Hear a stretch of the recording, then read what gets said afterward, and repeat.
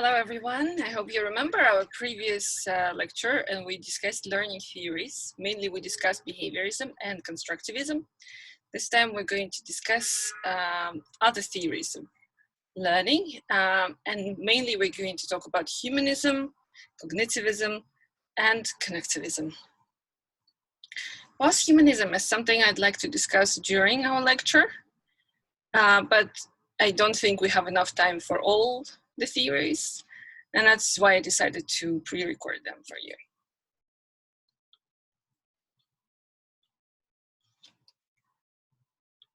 So, humanistic theory in education. The humanistic theory of teaching and learning is educational theory that believes that teaching the whole child. So, maybe you heard about the term whole or holistic. So, when we teach somebody, and that's, I think, in behavioristic approach. And I mean, what you have to understand, humanistic theory basically was a response to behavioristic theory that was very much oriented only towards training people, almost like rats or dogs. But then, of course, humanists said we are not rats or dogs, we're human beings, and we have feelings, and we have our own unique needs, and the the drive and longing for self-actualization. And that's why humanistic theory is focusing on emotions, but that's a bit later. The humanistic approach will have a strong focus on children's emotional well-being, eternally view children as innately good at the core. And I think that's the main premise of humanistic theory. Humanism believes that everybody is good. Like we are all born good. Every child is good. Assumptions of humanism. Humanist educators and teaching strategy will have 4 philosophical pillars. These pillars will guide the teacher's belief and ultimately how they teach. These 4 pillars are: first, free will. We have free choice to do and think what we want. It also, if we think from a teaching perspective, it also means that we cannot make the child to learn. They decide to learn. So every child, and I'm sure you had the cases like that, when they have a huge resistance towards everything we say, and they don't learn. So the child can only learn if he or she really wants to learn. And that's very important, I think. In this context, it is about giving children choice, giving them some autonomy. Emotions impact learning. We need to be in positive emotional state to achieve our best. And I think that's self-explanatory, but let's discuss this. Emotions are very important, and that's why I think children, parents, and of course teachers should focus on emotions as well. Ask kids how they are feeling. There are some strategies like social emotional learning, SEL, that focus on emotional well-being of children.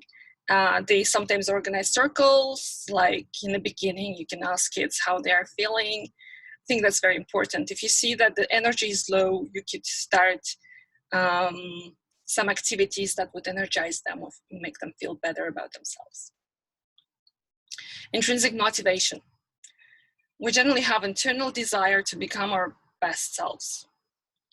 So remember we discussed that every person is good, and that's one of the assumptions, again, of humanism, but also it's also about intrinsic motivation. Humanists believe that every person strives to be good. And sometimes we can say like everybody's doing their best, even though we don't believe that as teachers. Sometimes we think that students are not making enough effort, but again, we don't know all the details. We don't know what this person is going through. Innate goodness, something we discussed in the previous slide, but let's discuss again. Humans are good at their core. So every single human being on earth is good. Origins of humanism education. It started in Vygotsky in 1900s. Behaviorism and psychoanalysis were the dominant education theories before that. And humanist thought both the theory had very negative perception of learners. These theories try to diagnose and fix learners. In reaction, humanistic education emerged.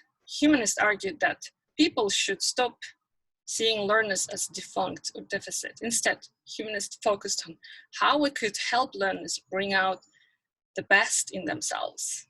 I'm pretty sure you remember behavioristic approach, and we discussed it, that we used certain reinforcement to establish a good behavior, but it doesn't always work. Sometimes it is about the child's inner motivation, intrinsic motivation, but it's also, we have to believe that somewhere there, inside every child, there is a curiosity, natural curiosity that every child has. And we just have to believe that if we try to find the right approach, the kid would display this natural curiosity that he or she possesses. Another thing humanism rejected was the assumption that learners were easily controlled by reward and punishment, something we discussed before. Humanists thought this behaviorist approach of reward and punishment failed to see that humans are complex thinkers, but driven by many different factors. And one major one, of course, is emotion, how we're feeling. You can't punish someone when they do something wrong. That's another assumption of humanistic approach. So you do not punish the kids because you believe that there was some motivation for that. There was some problems with the kids. And you cannot really punish the kids who are suffering or experiencing some, I don't know, major crisis. And humanism was all about, positive reinforcement. There's no negative reinforcement in humanism. Focus on emotions. Our emotions are important to humanist emotions. What we often refer in educational psychology is affect. Will shape how, what, when, and how we will learn something. If you're grumpy, sad, frustrated, or distressed, you're probably not going to learn too well. When I'm worried about something, I spend all my time thinking about, and I forget to concentrate. So humanists think we should pay attention to emotions and make sure our learners are feeling positive, relaxed, and comfortable. These are emotions that will make us ready to learn. I believe that's understandable. Again, remember in the very beginning, we talked about holistic approach. Again, we cannot really teach kids' brains. We can not just say, okay, I'm going to only approach this person as somebody who is learning something, memorizing, thinking. It's a whole human being. A whole human being has opinions, prior experiences. That's slightly about constructivistic approach. But also this being has emotions. And we have to take the holistic approach. We have to think about the whole person, not just parts of it. Teaching only to behave well, teaching only English, for example. We should think about other aspects to their personality as well. Humans are fundamentally good. Maybe that's the most important pillar. We are fundamentally good people. Humanists argue we are not born evil or start out with evil intentions. And we all seem to want best for ourselves and our tribe. So why do people end up being bad, even evil? Well, according to humanist theories, people do bad things because they have not been nurtured the right ways. And maybe you know that, I think it's already confirmed by many research, that kids or people who are violent were abused. Oftentimes, it's not 100%, but many times they had a really difficult childhood. They don't know how to relate to other people, and that often stems from there. We discussed that, I think, a little bit when we discussed the theory, the humanist theory. I think everybody knows about Abraham Maslow and his pyramid of needs, or hierarchy of needs. And we remember the beginning, the lower layers is a very, very basic needs of people. Psychological, basic needs of, okay, psychological would be slightly later. Physiological. Physiological is about food and shelter and survival and clothing. Then it's about safety and protection, security. Then it's about belongingness and love, esteem, and self-actualization. I don't think we need to focus on that, but if you are interested in Maslow's theory, I really recommend. There are plenty of videos on YouTube. Have a look. It's also important. But what I want to discuss is like, what can we do in a classroom, or how can we apply this to teaching, right? And of course, if you would try to apply this to teaching, you would have to go slightly beyond the curriculum. So it's not only about teaching, it's not only about achieving the task or giving grades. It's basically addressing the person as a whole. Remember, we discussed this holistic approach. So for example, if a child comes to class hungry, they may not be in a state of study. To address this, teachers can implement crunch and sip time and breakfast club, develop partnership with local food bank.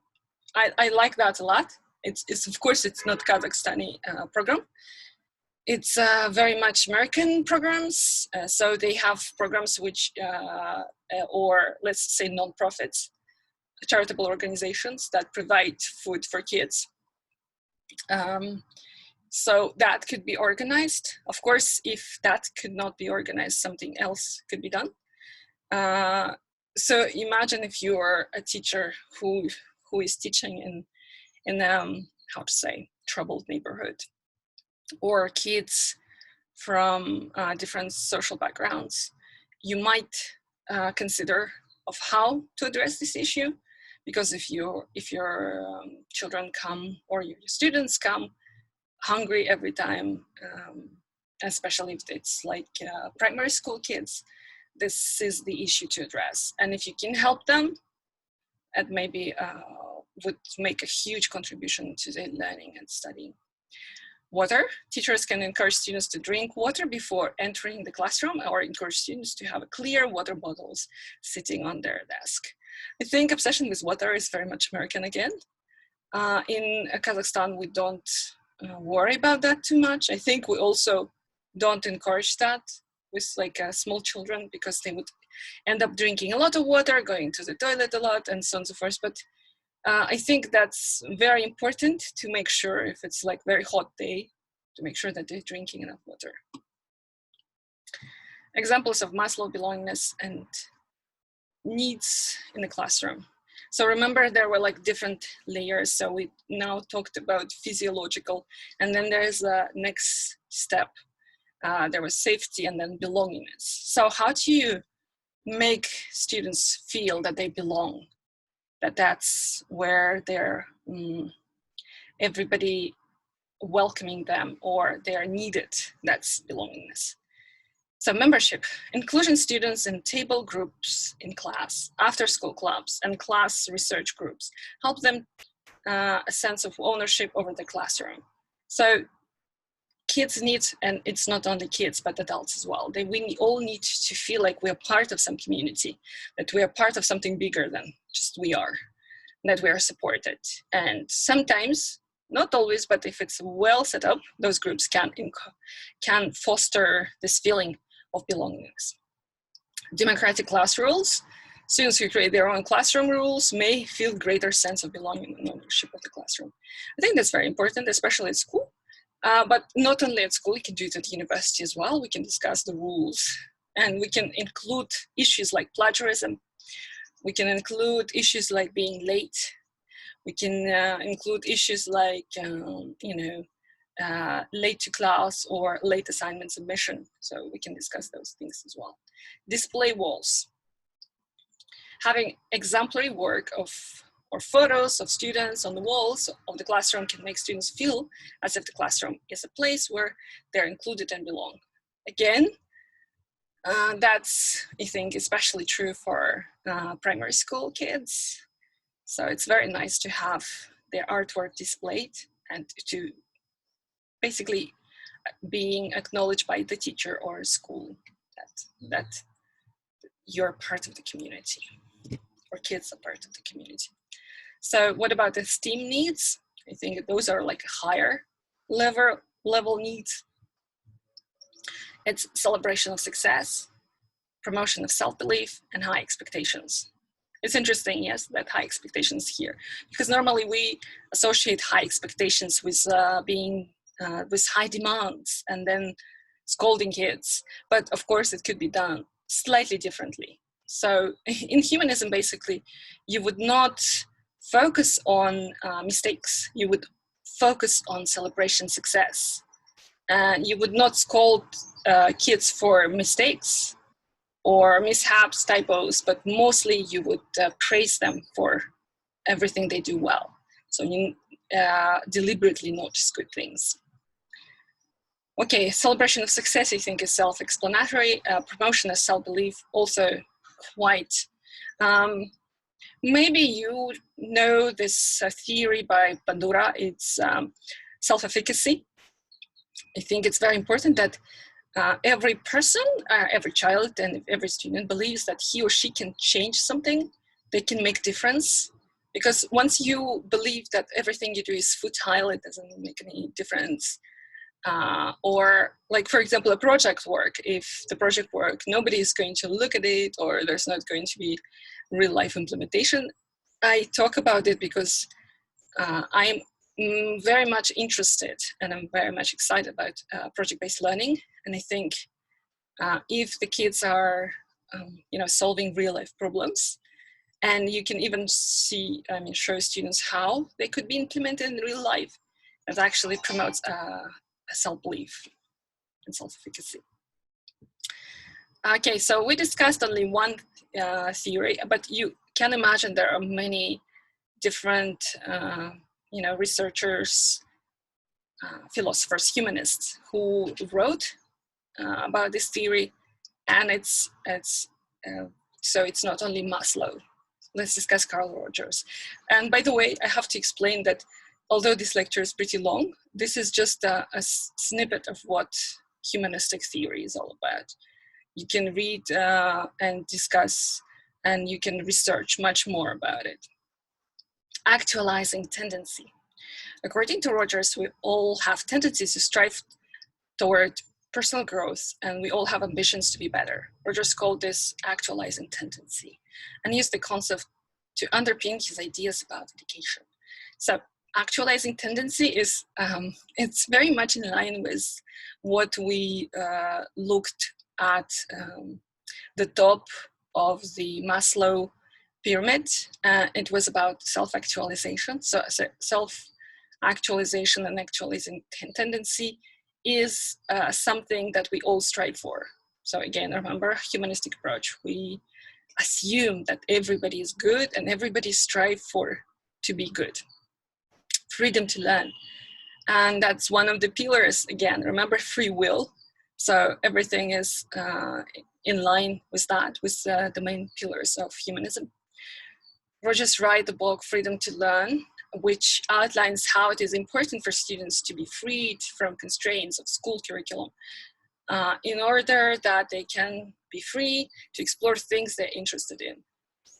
If we are free to learn and what we choose to learn, emphasis, free choice here, we'll learn things that our actualizing tendency, desire for self-improvement leads us towards.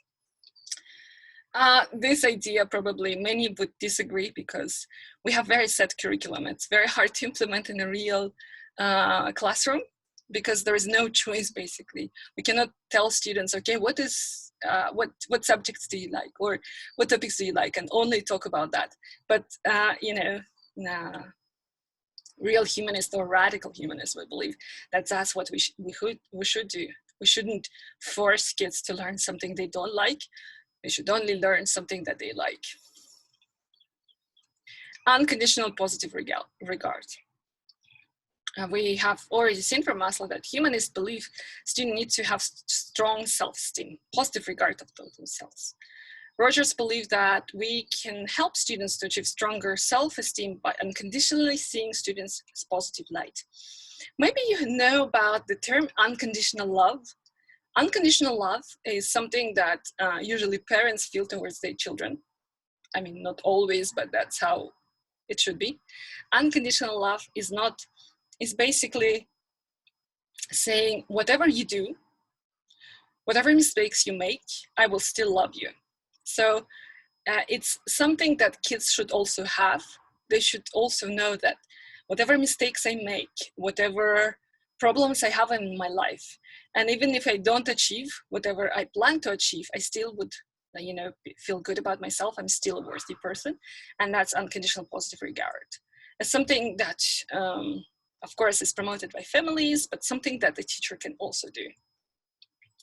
Because we can actually say to a kid who is very frustrated about some mistake or a bad mark on a test, we can say like, you're more than your test, you're more than your mark. And that's only a part of learning. Making mistakes is absolutely normal. Facilitation, because humanists don't believe there should be a set curriculum or learning outcomes, teachers become facilitators rather than authority figures. Teachers encourage students to seek new knowledge and provide the materials and support need. This approach is very similar to the approach used in constructivist and sociocultural education. Examples of Carl Rogers' humanist theory in a classroom: encourage choice. Ask students not only how they want to learn and what they want to learn. Again, I know we cannot make it in a scale of curriculum, but we can do small choices, right? So we can give them something to choose from, and that gives them autonomy already, and that makes them feel like their voice and choice counts. Encourage inquiry learning. When students have chosen the topic to learn about, give them rich resources and inquiry-based learning environment, so students can explore their interests without having them stifled by nasty worksheet printouts. Okay, inquiry-based learning, I think is easy to do right now at the age of technology. You can ask kids to use any website they want. They can use all the internet resources. And of course, they would come up with totally different things, especially if the question is broad. That would be very interesting to see the perspective of kids about one single issue. Act as facilitator. So don't stand out in front of the class and teach a teacher-centered manner that you might find from behaviorist theory. Instead, facilitate learning by creating the right learning environment for students to explore. Okay, so in this context, it means that you are not just teaching passively, but you're helping kids to do whatever they need to do. So basically, facilitator is providing scaffolding, right? Facilitator helps kids to achieve their results without intervening or telling them what is wrong and what is right. So facilitators help, for example, to search for some information.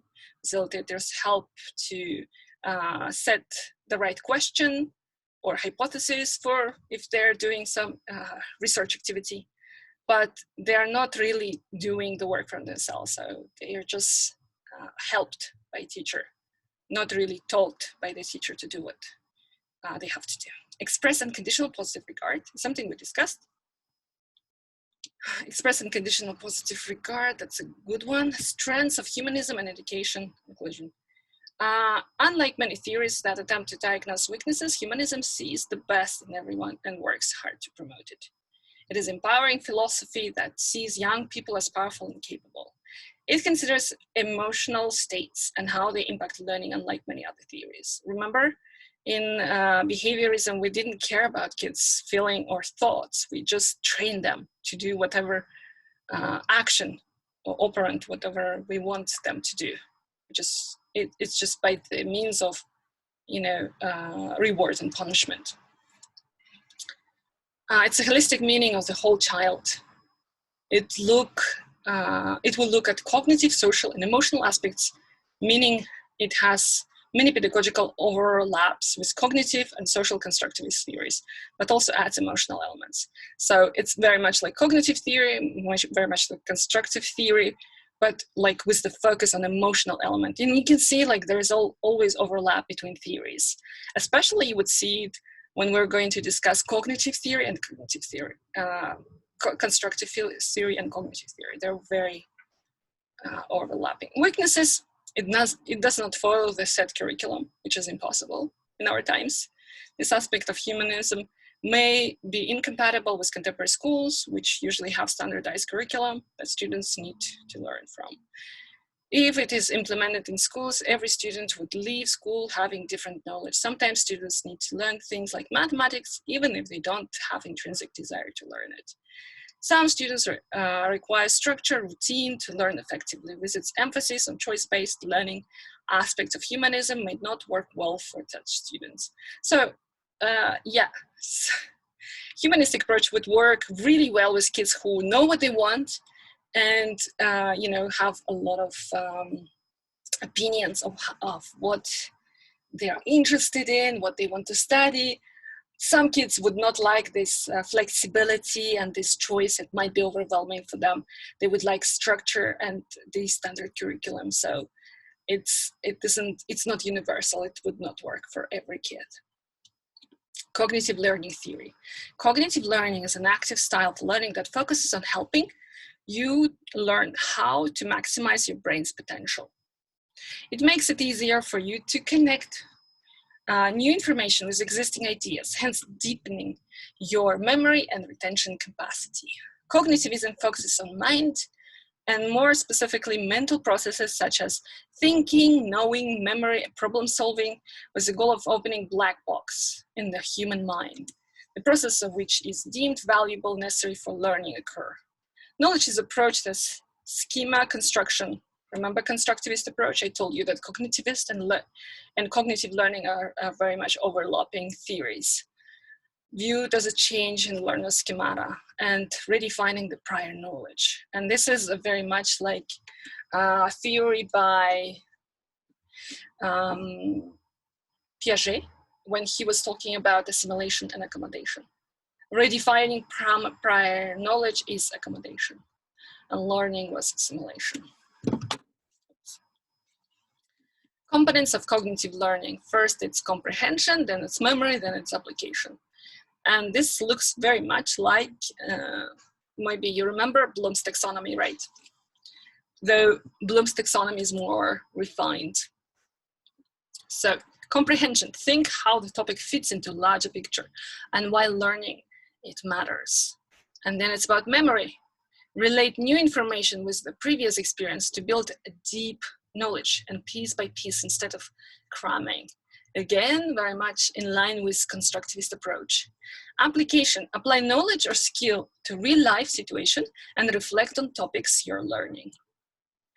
Cognitivism principles. So we're going to discuss cognitive principles in the context of e-learning.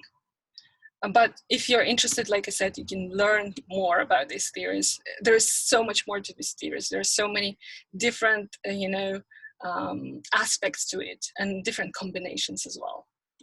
Like constructive cognitivism, also radical behaviorism. So you can learn those if you want on your own because there are so many differences and the topic is quite big. So cognitivism principle number 1 is learning should be more focused and purposeful. Adults learn more effectively when they know why they're learning and something in the first place.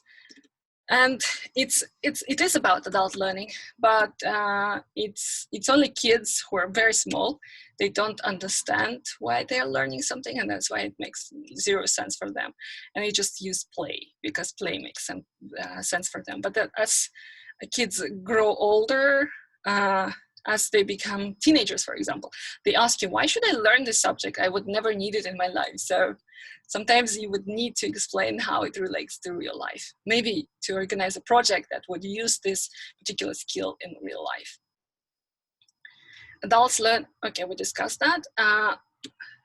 they need to understand how concepts and ideas they're going to learn can be applied in their own lives. At the onset, the why is often more important than the how. Therefore, clear and specific purpose of all training materials has to be stated in the beginning. Furthermore, the identified purpose should be relate to situation and challenges the participants are facing. So, of course, for example, like you said, I'm going to provide a lot of examples from project-based learning because that's what I'm passionate about.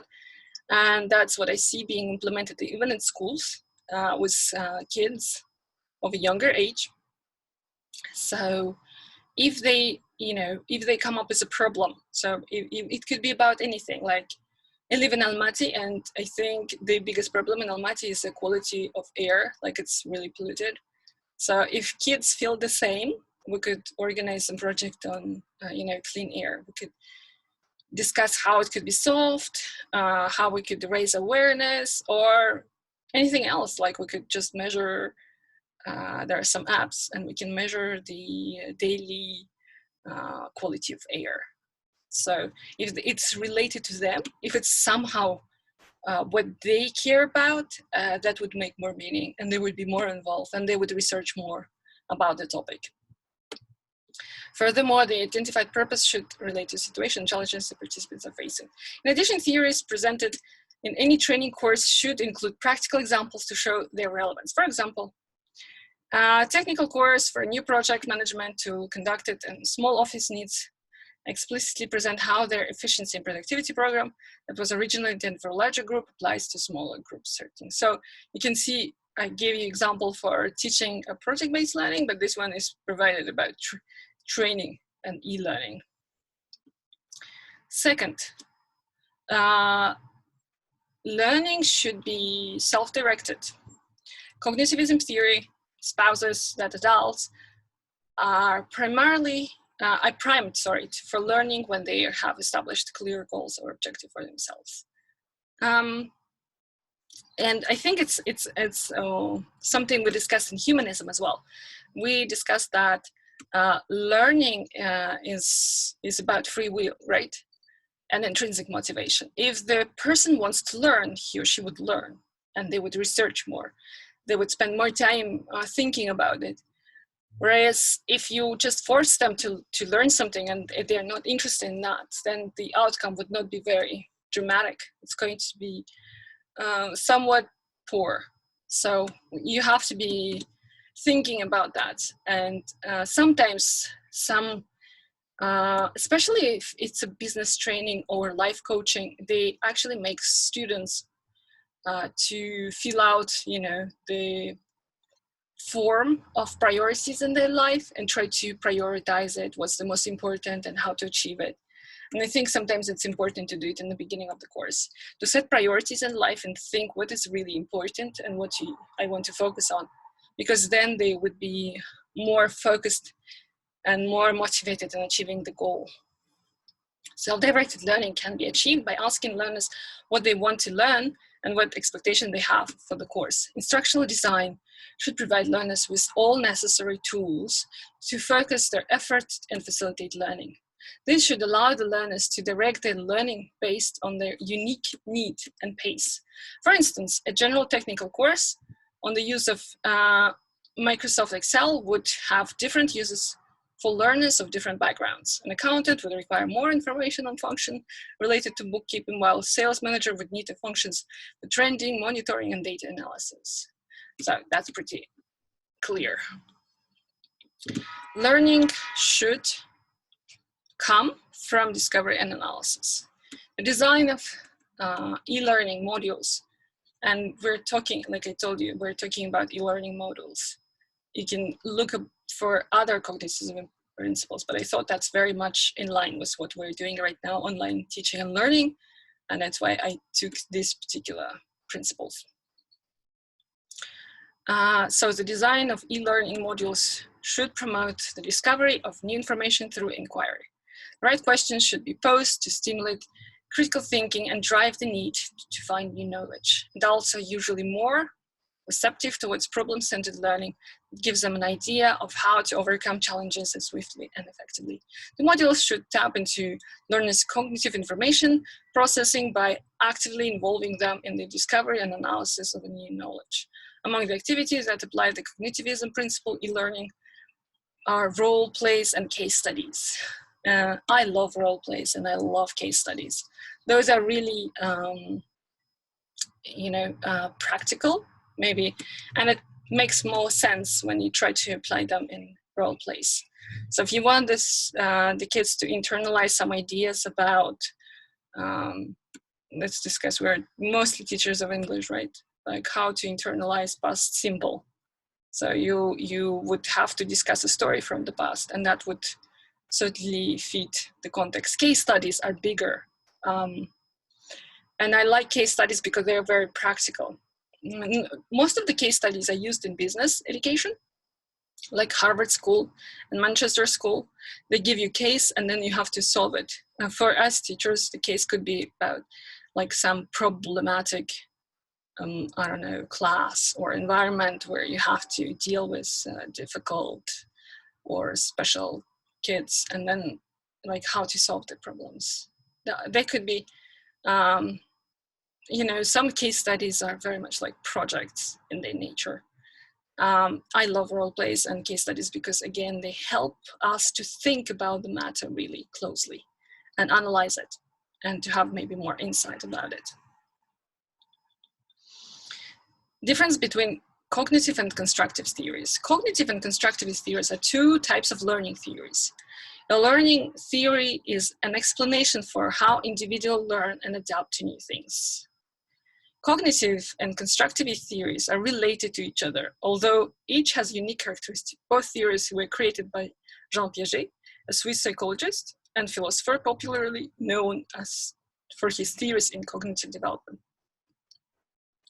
Something we discussed in the last lesson, but again, I think this is a Western article. It was a Western blog or whatever, because of course you cannot really, in a post-Soviet area, you cannot really name Piaget without mentioning Vygotsky. Please mention Vygotsky as well. Cognitive constructivism. Cognitive constructivism refers to a process that combines the logic of cognitive behavior and personal approach to constructivist behavior. In process, the individual uses logic to understand things and couples it with different learning styles that come from behavioral and humanistic factor. It also integrates developmental stages into theory of learning and meaning person's age and educational background into accounts of learning.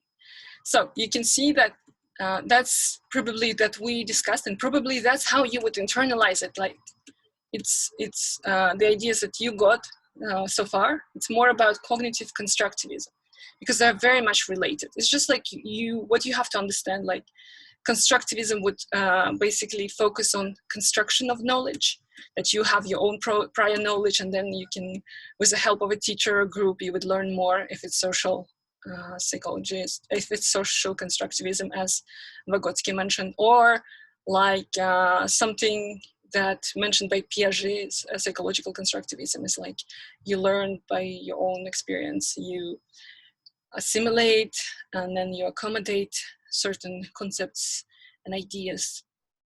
So they are very much related, two very much related terms, concepts, but whereas cognitivism would mainly focus on your memory and analysis and assimilation, like this like processes that happens in your brain when you learn something new.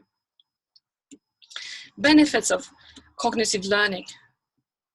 Enhances learning, boosts confidence, enhances comprehension, improves problem-solving skills, help learn new things faster, teaches to form concept formation, think abstractly.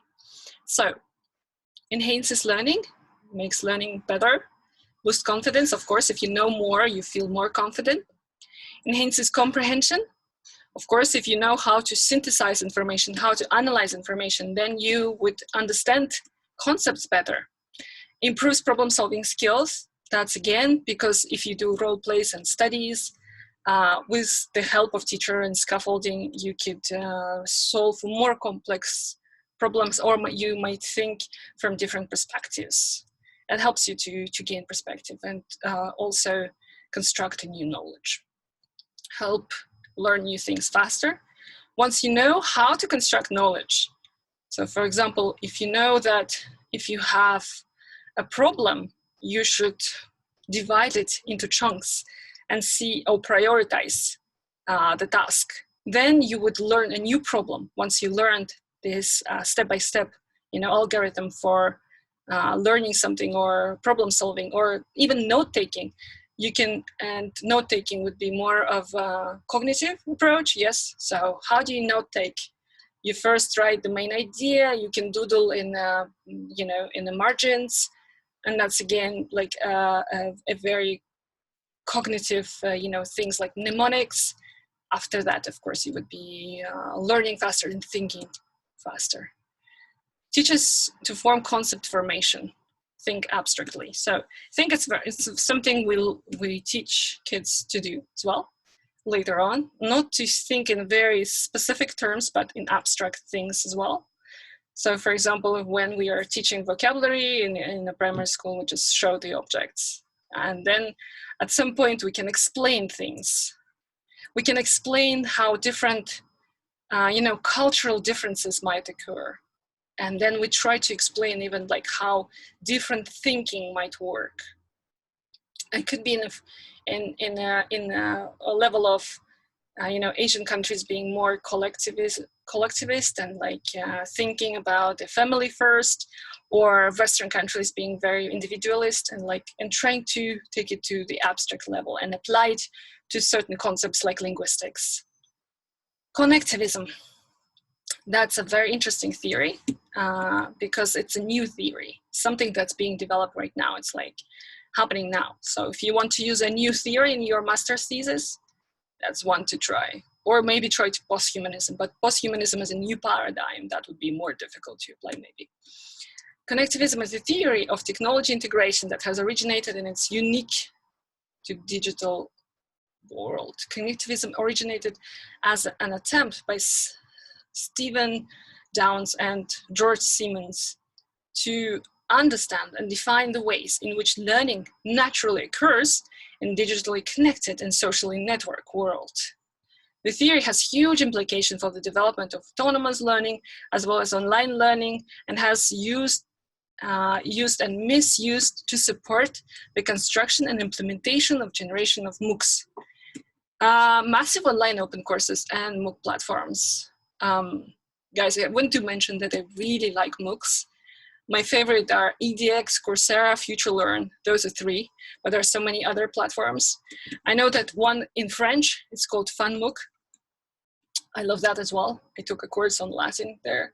It's just, there are so many. And there are like Stepik, somebody mentioned in Yellowtech. Stepik is a Russian platform for learning as well. So explore. I think it's very important for us to take like courses other than something we study in class. You can explore more. What is connectivism? According to Siemens, knowledge is created beyond the level of individual human participant and is constantly shifting and changing. Knowledge networks is not controlled or created by any formal organization, although organization can and should put into this word a constant flow and draw meaning from it. Knowledge and in connectivism is a chaotic, shifting phenomenon as nodes come and go, as information flows across networks that themselves are interconnected with myriad of other networks. I think that's very much in line with constructivist theory, right? So we construct knowledge, and in this context it's more like social constructivism. So we construct knowledge by interaction with others. And what is interesting, it says it's naturally occurs. So when we are in a community of people who are ready to discuss something, we would learn their perspective, we would learn many different, opinions or truth to one matter. So Downes makes a clear distinction between constructivism and connectivism. In connectivism, A phrase like constructing meaning makes no sense. Connection form naturally through process of association and are not constructed through some sort of intentional action. Hence, connectivism is no real concept of transferring knowledge, meaning knowledge or building knowledge. Rather, the activities we undertake when we conduct practices in order to learn are more like growing and developing ourselves, our society in certain ways. So they say constructivism doesn't work as a concept because it's not being built. It's more of like, you know, growing. So if we take the metaphor, it's not like building a house, but more like growing and nurturing a plant. Connectivism and learning for Siemens, it is connection and the way information flows, the result in knowledge existing beyond the individual. Learning becomes the ability to tap into significant flows of information, follow those flows that are significant. He argues, connectivism presents a model of learning that acknowledges tectonic shifts in society, where learning is no longer internal, individualistic activity. Learning, defined as actionable knowledge, can reside outside ourselves, within an organization or database. So it's the way we learn from the internet or from some open sources, yes? So it's not internal or individualistic, but outside ourselves. It's very interesting because we can say very similar thing about books. But the problem is in the books, you would read it and then you would have to go and discuss it with somebody. Yes, on the internet, you not only download the books, but you're sharing like your reviews about the books or your opinion about it. So you basically, the knowledge is naturally occurring there. Discussions naturally. So what are the principles of connectivism? Learning and knowledge rest in diversity of opinions. So something we discussed several times. Learning in the process of connecting specialized nodes of information sources. Nodes are very much like, you know, little things. Imagine you created a mind map, and then you would have like one bubble, second bubble, and so on and so forth. They're connected, and those are nodes basically. Learning may reside in non-human appliances. So we can learn not only from not only from humans, from teachers, we can learn from the internet. For example, Duolingo, you don't need a teacher, you're having this program that tailors a lesson for you. So, and this is just for you to remember, this is, how to say, this is a move towards post-humanism. Capacity to know more is more critical than what is currently known. So nurturing and maintaining connection is needed to facilitate continual learning. Yes, remember we said, so it's not building a house, but nurturing a tree. So if we nurture a plant, a tree, it would finally grow into a beautiful tree or beautiful flower. And that's the metaphor here. Ability to see connection between fields, areas, and concepts is a core skill. Currently accurate, up-to-date knowledge is intent of all connectivism learning theories. Yeah, so I think that's very important to mention that on the internet we can find the latest information, right? And latest updates, whereas the books can get outdated really fast, especially news, especially if you're exploring news. Decision-making in itself learning process. Choosing what to learn and meaning of incoming information is seen through the lens of shifting reality. Well, there's a right answer now. It may be wrong tomorrow due to alteration in the information climate affecting the decision. Okay, so in this context, they're talking about decisions, right? So for example, if you make certain decisions to combat climate change or to help poor people, you might realize at some point that actually the company you're working with is not very reliable, or charity that you are donating to is not doing what it promised, and then means that decision-making process was not correct. So it's very interesting. So basically the knowledge is malleable, it's changing, it's chaotic, and it's naturally occurring in the network, in the the internet. And plus it's the learning, it's not built but nurtured, something that you foster, you take care of, you invest in, and then it grows. Town states that at its heart, connectivism is the thesis that knowledge is distributed across the network of connection, and therefore that learning consists of the ability to construct and traverse those networks. Connectivism applies pedagogy that seeks to describe successful networks as identified by their properties, which is have characterized as diversity, autonomy, openness, and connectivity. So as a teacher, you can choose the network. For example, I choose Yellowdig, but you can choose another platform. Like, I'm not sure if you would want to open the open source, such as Twitter or something like that. It could be a successful network that would nurture their critical thinking or sharing information. If, for example, I was teaching journalists, for sure, Twitter would be one of the best platforms. So blogging would be the best platform to share ideas. So you have to find a successful network.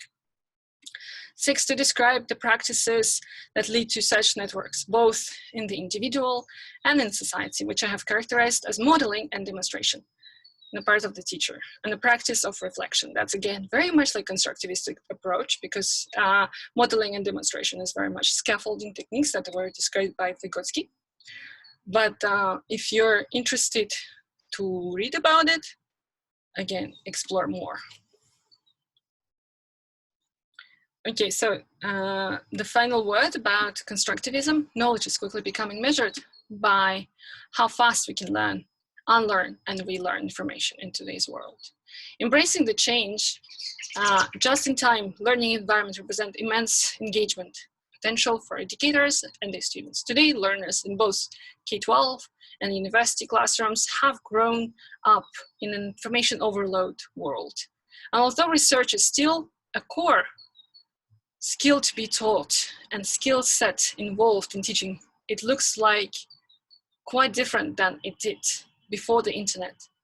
And its astute applications and search engine tool were widely accessible. And a new subset of core literacy skills has emerged as a result. This presents incredible opportunity for educators. Instructors can now encourage the model connected learning environments for their students. Collaboration, both logically, globally, does not need to be limited to only in-person connections, but rather can occur across time and space.